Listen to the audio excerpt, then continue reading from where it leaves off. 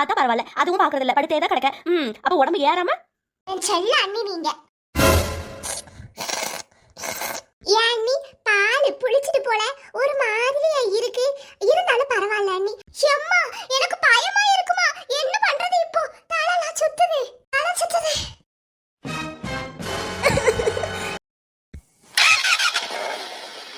ஐயோ எட்ட, இப்படி அழுதுகிட்டே இருக்காதீங்க. எவ்வளவு நேரம் இப்படி அழுதுகிட்டு இருக்க போறீங்க? அழுது ஒரு பிரயோஜனம் இல்ல. டக்கு புக்குன்னு நாத்துவ தூக்கி வண்டியில வைங்க, ஹாஸ்பிடல் போவோம். மருமகளே பயமா இருக்குமா? ஐயோ அதெல்லாம் ஒண்ணும் இல்ல, டக்கு புக்குன்னு தூக்கி வைங்க. நீங்க லேட் பண்ண ராதிகா உயிருக்கு தான் ஆபத்து. என்ன தூக்கிட்டு வரேன். எம்மா செல்ல தாயி, அழாத தாயி, நானும் உன் பின்னாடி உட்கார்ந்து வரேன். சரியா? எதனாச்சும் ஒண்ணுனா அக்கா உனக்கு உதவியா இருப்பல்ல.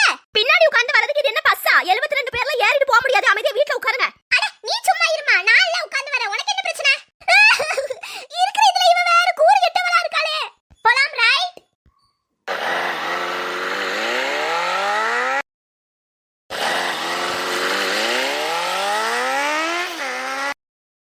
கடவுளே, புயல் வேகத்துல போயிட்டு இருக்க. எதிர்த்தாப்புல எந்த வண்டியும் வந்துட கூடாதுப்பா. ஜாலி. சின்ன பொண்ணே கொஞ்சம் ஸ்பீடா போமா. வெளிய வந்து எவ்வளவு நாள் ஆயிட்டு தெரியுமா? யப்பா.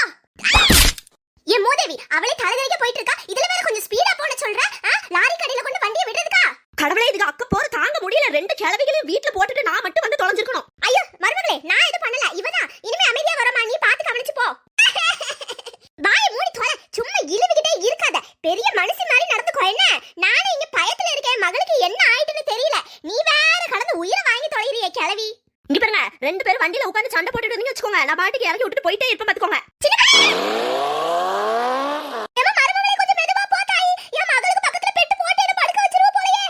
சின்ன பொண்ணு. வாங்கம்மா, ரொம்ப நாள் ஆளே காணும் நினைச்சிட்டு இருந்தேன். 100 ஆயுசு உங்களுக்கு. நினைச்ச உடனே வந்துட்டீங்களே. என்ன பிரச்சனைமா? யாருக்கு பிரச்சனை? கொஞ்சம் கீழே குனிஞ்சு பாருங்க டாக்டர். இது நம்ம நாத்து தானே, நல்லா மேக்கப்லாம் அடிச்சிட்டு ஜம்முன்னு படுத்து தூங்குறாங்க போல. டாக்டர் ஒரேடியா தூங்கிர கூடாதுன்னா இங்க கூப்பிட்டு வந்திருக்கோம். என்னம்மா சொல்றீங்க, என்ன சொல்றீங்க? கொஞ்சம் தெளிவா சொல்லுங்க. என் மருமவ சின்ன பொண்ணு இருக்கல்ல, சின்ன பொண்ணு, அவ எறும்பு பொடிய தண்ணியில கலக்கி வச்சிருந்தா பாத்துக்கோங்க. என் மக காலங்கத்தால அப்பதான் சாக்கிங் போயிட்டு வந்திருந்தா டாக்டர். ரொம்ப தண்ணி தாகமா அடிக்குது. அந்த எறும்பு பொடி தண்ணிய வாங்கி வாயில மடக்கு மடக்குன்னு ஊத்திட்டா. ஊத்துன ஒரு 5 நிமிஷத்துல மயங்கி விழுந்துட்டா டாக்டர். அப்புறமா கடகடன்னு ஹாஸ்பிடல் கொண்டு வந்து போட்டுருக்கோம். என்னன்னு பாருங்க டாக்டர். என்னம்மா சொல்ற? எறும்பு பொடி தண்ணியை குடிச்சிட்டாங்களா? இது முதல்ல சொல்ல வேண்டியதானமா? நீங்க எங்க டாக்டர் சொல்ல விட்டீங்க? வந்ததுல இருந்து கதையா தானே அழுதுட்டு இருக்கீங்க. சரி சரி, அழாதீங்கம்மா. எதுவும் பயப்படுற மாதிரி இல்ல. நான் போய் எக்யூப்மெண்ட்ஸ் எல்லாம் எடுத்துட்டு வரேன். கிழவி அமைதியா வாயை மூடிக்கிட்டு நில்லு. பெத்த தாய அமைதியா தானே நிக்க. அப்ப உனக்கு என்ன கேடு? சும்மா அழுதுட்டு கிடக்காத. சீ. என்ன டாக்டர், பூரி கீரி சுட போறீங்களா? பூரி கட்டையோட வந்திருக்கீங்க. பூரி கீரி எல்லாம் சுட போறது இல்லம்மா, அதெல்லாம் காலையிலே சாப்பிட்டு எடுத்து வந்தாச்சு. இப்ப இது வைத்தியத்துல ஒரு வகை. என்னது? என்ன வகையோ போங்க, விதவிதமா சொல்றீங்க. இந்த கைய பிடிச்சு பாக்குறதெல்லாம் இல்லையா இங்க?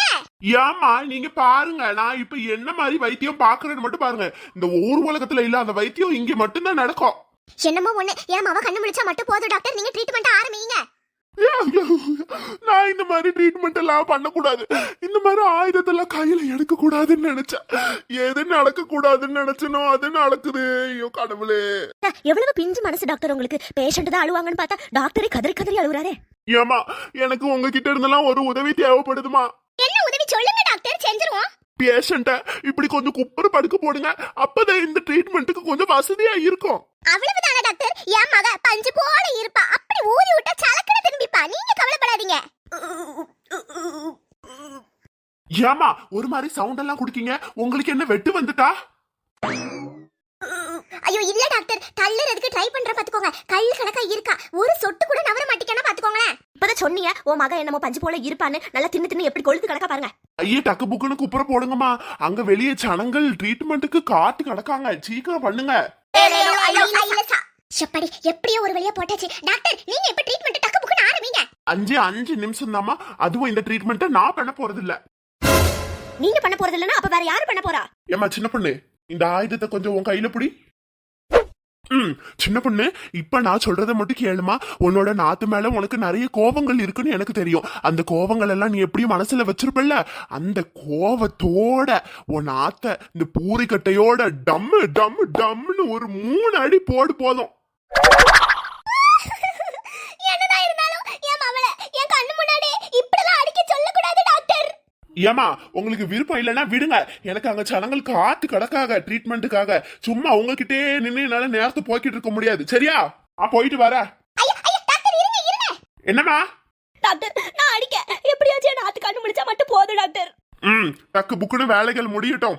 சின்ன பொண்ணு நல்ல சான்ஸ் கிடைச்சிருக்கு உனக்கு. ராதிகாவை அடிச்சு வெளுத்துற வேண்டியதான். ஏமா நீங்க வேற ஏமா இன்னும் அடிக்கவே ஆரம்பிக்கல அதுக்குள்ள அழுதுகிட்டு சாய். டாக்டரை பாரு டாக்டரை மனுஷனா இவளா. Ready start 1 2 3. என்ன இது சமோசா வருது? இருங்கம்மா இன்னும் என்னெல்லாம் வருதுன்னு வெயிட் பண்ணி பாருங்க. யாத்தே அடுத்து என்ன பானிபூரி வருது? அடுத்து பேல்பூரி. அடுத்து என்ன வரப்போகுதோ வயிறா இல்ல வேற எதனாச்சா இது?